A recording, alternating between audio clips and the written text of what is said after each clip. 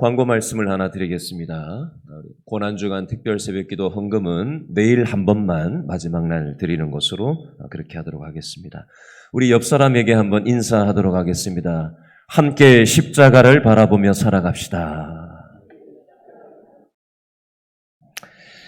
오늘 다 같이 나눌 말씀은 베드로전서 4장 12절, 13절과 19절 말씀을 보도록 하겠습니다. 베드로전서 4장 12절, 13절, 19절 말씀입니다. 신약성경 381페이지 베드로전서 4장 12절, 13절입니다. 신약성경 381페이지 베드로전서 4장 12절, 13절 베드로전서 4장 12절 13절 다 같이 읽습니다. 시작. 사랑하는 자들아 너희를 연단하려고 오는 불시험을 이상한 일 당하는 것 같이 이상히 여기지 말고 오히려 너희가 그리스도의 고난에 참여하는 것으로 즐거워하라. 이는 그의 영광을 나타내실 때에 너희로 즐거워하고 기뻐하게 하려 함이라. 아멘. 19절도 읽겠습니다. 19절 시작. 그러므로 하나님의 뜻대로 고난을 받은 자들은 또한 선을 행하는 가운데에 그 영혼을 미쁘신 창조주께 의탁할지어다. 아멘. 덴마크라는 나라의 철학자이자 신학자였던 키에르케고르라는 사람이 있는데요. 이 사람이 이렇게 얘기했습니다. 나는 고통스럽다. 고로 나는 존재한다. 이 무슨 뜻이냐면요. 이 세상 살아있는 자체가 고통이다라는 뜻이에요. 성경에도 비슷한 맥락의 말씀이 욥기 14장 1절에 나오는데요. 읽어드리겠습니다. 여인에게서 태어난 사람은 생애가 짧고 걱정이 가득하며 이 세상 누구나 100년 남짓, 길어야 100년 남짓 살아가는 짧은 생애가 있을 뿐이고 평생을 살아가는 동안 걱정, 근심이 가득하다라는 뜻이 되겠습니다. 보통 하나님을 사랑이라 이렇게 얘기를 하는데 우리는 이런 얘기를 들으면 왜 사랑의 하나님이 인간들에게 고난을 주시는가? 이런 의문이 들 때가 있습니다. 이것에 대한 대답에 대한 성경 말씀이 예레미야 애가 3장 33절에 있는데요. 읽어드리겠습니다. 주께서 인생으로 고생하게 하시며 근심하게 하심은 본심이 아니시로다.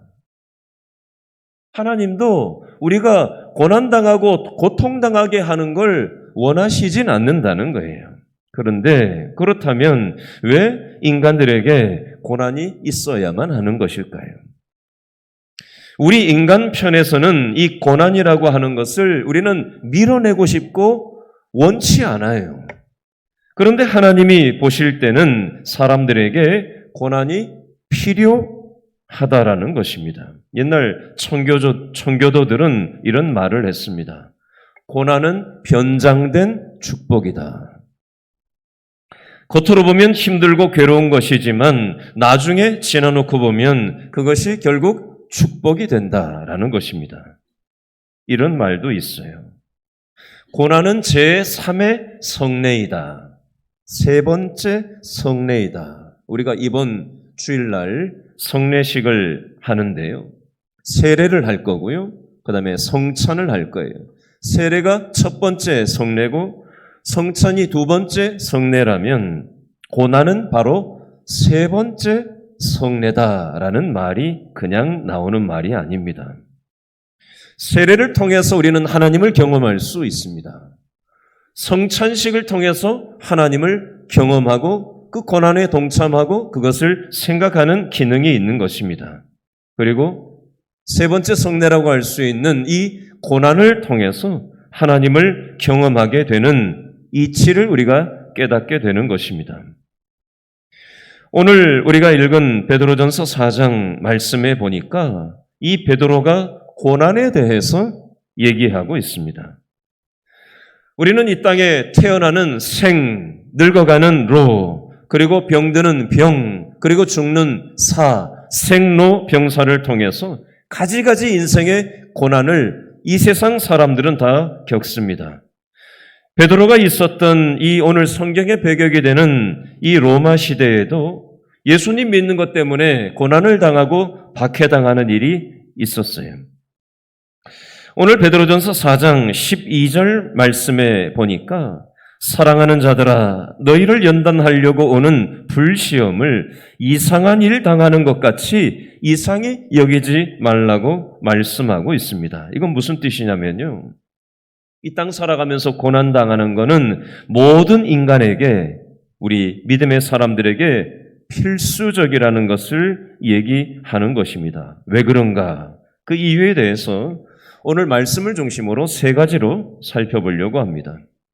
첫 번째, 저를 한번 따라해 주시기 바랍니다. 징계로서의 고난. 여러분, 우리 인생에 징계적인 요소로서의 고난이 찾아올 때가 있습니다. 그래서 이것을 통해서, 이 고난을 통해서 우리는 회개를 하고 신앙을 갖게 되는 기능이 있는 것입니다. 지금으로부터 400여 년 전에 네덜란드의 유명한 전 세계적인 화가였던 렘브란트라는 사람이 있었는데요. 이 사람은 그림을 그려주고 돈을 많이 모았고 아주 잘 먹고 잘 사는 사람이었어요. 그러던 중에 아내와 사별을 하게 되었고 시리에 빠진 이 사람이 붓을 던지는 삶을 살았던 적이 있습니다.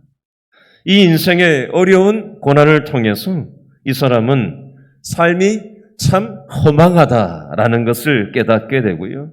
이것을 계기로 예수님을 영접하게 되는 그런 복을 경험하게 됩니다. 이 사람이 신앙을 갖게 되고 난 다음에 성경에 나오는 누가복음 24장에 엠마오 도상의 두 제자라는 유명한 그림을 그리게 됩니다. 이 그림을 그릴 때 18가지의 누가복음 24장에 대한 18가지 성경의 가지가지 성경 번역본을 묵상을 하면서 바로 십자가에서 죽고 이제 우리가 쫓았던 그 예수님은 끝났다라고 생각하면서 시리에 빠져서 엠마오로 걸어가던 두 제자를 묵상을 하면서 이 엠마오 도상의 두 제자를 이 렘브란트라는 유명 화가가 그리게 되었다라고 합니다. 이 렘브란트가 자신의 실망했던 마음을 이 두 제자의 어떤 표정에서 그려서 이 그림이 완성되었고요. 이 렘브란트가 나중에 이렇게 고백을 했다고 합니다. 나는 위대한 생명의 비밀을 깨닫고 이 그림을 그렸다. 옛날에 하나님을 알지 못했을 때는 희희낙낙하며 살던 시절에는 깊이 있는 그림을 그리지 못했는데 오히려 인생의 고난을 겪은 후에 이런 명화를 내가 그릴 수 있었다라고 고백했더라는 것입니다. 여러분, 이 첫 번째 원리를 통해서 우리는 우리 자신을 돌아보며 이렇게 한번 점검해 봤으면 좋겠습니다. 지금 여기 있는 저와 여러분 중에도 인생에 이런저런 고난을 만나서 그것 때문에, 그 고난 때문에 하나님을 만나게 되신 분들이 있을 것입니다.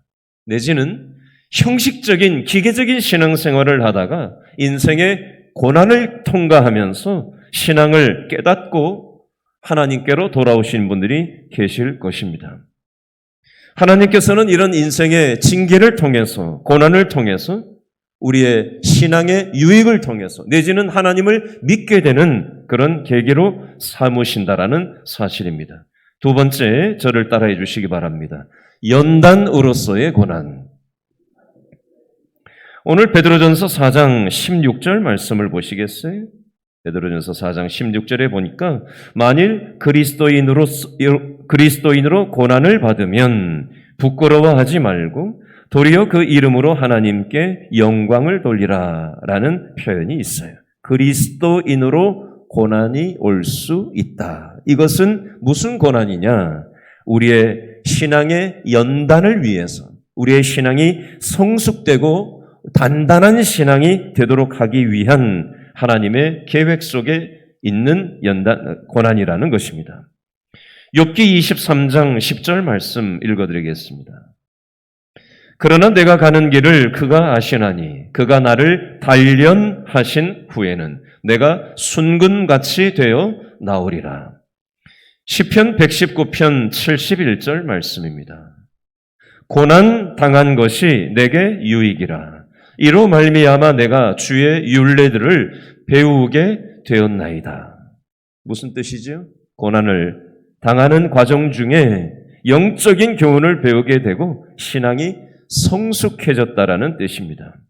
어린아이 신앙에 머물러 있는 것이 아니라 성숙된 신앙으로 하나님께서 빚어 가시는 것입니다. 여러분, 연탄길이라는 책을 읽어보신 분이 계신지 모르겠어요.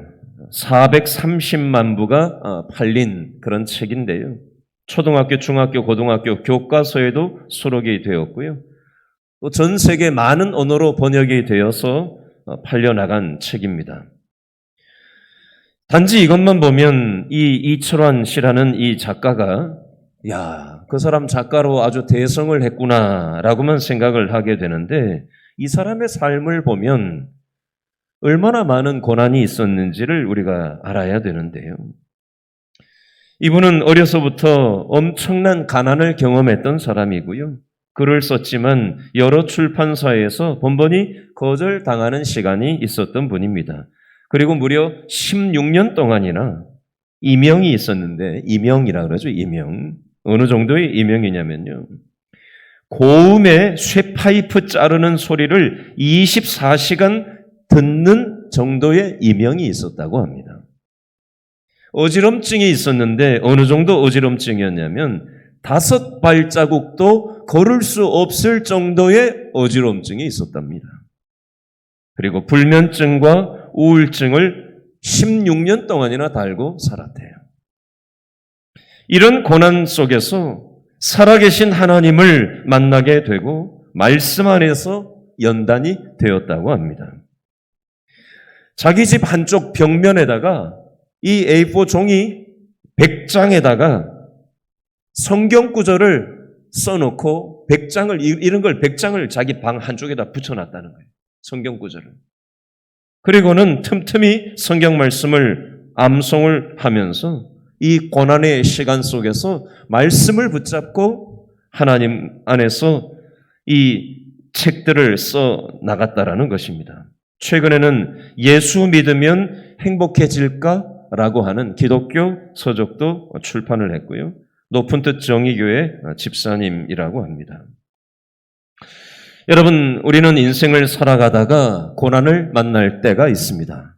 그러나 그 고난이 우리를 연단하고 단단하게 하셔서 하나님만 바라보는 사람으로 우리를 성숙한 신앙으로 하나님께서는 빚기 위해서 때로는 우리에게 연단으로서의 고난을 주실 때가 있다라는 것입니다. 마지막 세 번째 고난의 종류가 있는데요. 저를 따라하시죠. 사명으로서의 고난. 우리에게 찾아오는 고난이 하나님의 사명을 위한 하나님의 목적이 있는 고난이 있을 수 있다라는 것입니다. 빌립보서 1장 29절 말씀 읽어드리겠습니다. 그리스도를 위하여 너희에게 은혜를 주신 것은 다만 그를 믿을 뿐 아니라 또한 그를 위하여 고난도 받게 하려 함이라. 이 고난이 바로 사명을 위해서 하나님의 목적을 위해서 주어진 고난이라는 것입니다. 오늘 빌립보서 4장 13절 말씀을 다시 한번 읽어보겠습니다. 베드로전서 4장 13절 말씀 다 같이 시작. 오히려 너희가 그리스도의 고난에 참여하는 것으로 즐거워하라. 이는 그의 영광을 나타내실 때에 너희로 즐거워하고 기뻐하게 하려 함이라. 그리스도의 고난에 참여하는 것. 이것은 바로 하나님의 목적을 위해서, 사명을 위해서 하나님께서 우리 인생 가운데 고난을 주실 때가 있다라는 것을 말씀하는 것입니다. 또 하나, 베드로전서 4장 19절 말씀을 한 번 더 읽겠습니다. 4장 19절 시작. 그러므로 하나님의 뜻대로 고난을 받는 자들은 또한 선을 행하는 가운데에 그 영혼을 미쁘신 누구에게? 창조주께 의탁할지어다. 아멘. 하나님의 뜻대로 고난을 받는 자들, 하나님의 목적을 위해서 고난을 믿음으로 받아들이고 그 하나님의 뜻에 순종하며 사명을 위해서 살아가는 사람들은 창조주께 의탁한다라는 표현은 하나님이 그 인생을 책임진다라는 표현이 되겠습니다. 우리가 하나님의 목적을 위해서 사명을 위해서 고난당할 때 하나님이 우리 인생을 책임져 주신다. 지구촌 교회에 임채종 집사님이라는 분이 있어요. CBS TV 새롭게 하소서에도 방송 출연을 하신 적이 있었던 분인데요. 이분은 사업을 하시는 분인데 드림스 드림이라는 NGO 대표로 활동하고 있는 분인데요. 저개발 국가에 100개 학교 세워주기 프로젝트를 실천하고 계신 분이에요. 이분은 원래도 착실한 신앙인이었습니다. 그런데 갑자기 큰아들이 아파서 처음에는 감기인 줄 알고 병원에 데리고 갔는데 검진을 받아보니까 어떤 진단이 나왔냐면 신부전증 진단을 받고 중환자실에 입원이 된 거예요. 그때부터 아들이 70일 동안 중환자실에서 사경을 헤매게 되었다고 합니다. 얼마나 기가 막혔겠어요. 이 아들을 놓고 눈물로 기도하던 중에 하나님이 이사야서 43장 말씀을 주셨다고 합니다. 물 가운데 지나도 침몰 당하지 않고 불 가운데 지나도 타버리지 않는다는 이 이사야서 43장의 말씀을 믿음으로 붙잡았습니다. 그리고 하나님께서 이 아들을 살려주셨다라고 합니다. 그러면서 하나님이 새 일을 행하라 라는 말씀을 주셨대요. 그게 뭔가 하고 나중에 기도하던 중에 하나님께서 학교 세우기 프로젝트를 사명으로 하나님의 목적을 위해서 네가 이 사명 감당하는 일을 했으면 좋겠다라는 마음의 부담을 주셔서 지금 그 일을 하고 있다라고 합니다. 이분은 연단의 고난으로 시작해서 사명의 고난으로 뒤바뀐 그런 경우입니다. 오늘 말씀을 마무리하겠습니다. 오늘 세 가지 고난을 얘기했어요. 첫 번째는 징계로서의 고난이 있고요. 두 번째는 연단으로서의 고난이 있고요. 세 번째는 사명으로서의 고난이 있습니다. 저와 여러분들은 지금 어떤 고난을 겪고 계십니까? 오늘 말씀을 맺으면서 저를 한번 따라 했으면 좋겠습니다. 신앙생활은 십자가 고난에 동참하는 것입니다. 제가 22년 전에 목사 안수를 받을 때 그때 시골에서 저희 이모님이 올라오셔서 뭘 하나 이렇게 건네주셨어요. 쭉 찢은 종이였어요. 근데 이렇게 봤더니 이렇게 써놨더군요. 목회는 예수님의 십자가에 동참하는 거야. 제가 언젠가 저희 이모님을 몇 년 뒤에 만나서 제 성경책에 그걸 항상 넣어놓고 다녔었는데 한동안 저희 이모를 보고는 그게 딱 생각이 났었어요. 그래서 이모가 옛날에 목사 안수 받을 때 목회는 십자가 고난에 동참하는 거야. 그거 써줬던 거 내가 성경책에 간직하고 있어, 이모. 그렇게 하면서 믿음의 눈빛을 서로 날리고 울컥했던 기억이 지금도 눈에 선합니다. 여러분, 목회자만 이런 게 아니에요. 우리 모든 믿음의 사람들은 하나님의 목적을 위해서 살 때 우리의 영혼이 생기가 돌 수 있는 것입니다. 세상 사람들처럼 세상의 목적에 우리의 삶을 던지는 인생이 아니라 하나님의 목적에 부합되게 우리가 살아갈 때 우리의 생각이 살아나게 되고요. 우리의 마음이 살아나게 되고요. 신앙인으로서 생기가 넘치는 그런 생명력 넘치는 믿음의 인생이 될 수 있는 것입니다. 십자가 고난에 동참하며 하나님의 목적에 합하게 살아가는 저와 여러분 꼭 되실 수 있기를 바랍니다. 이 시간 다 같이 기도했으면 좋겠어요. 각자에게 주신 은혜가 있을 것입니다. 이 약속의 말씀을 딱 붙잡고 이 시간 두 손 높이 들고 우리 주여 한번 외치고 통성으로 다 같이 기도합니다. 주여 아버지 하나님 우리에게 은혜를 베풀어 주시옵소서. 아버지 하나님 은혜가 아니면 우리는 한순간도 살아갈 수 없는 연약한 인생임을 고백합니다. 아버지 하나님 신앙생활은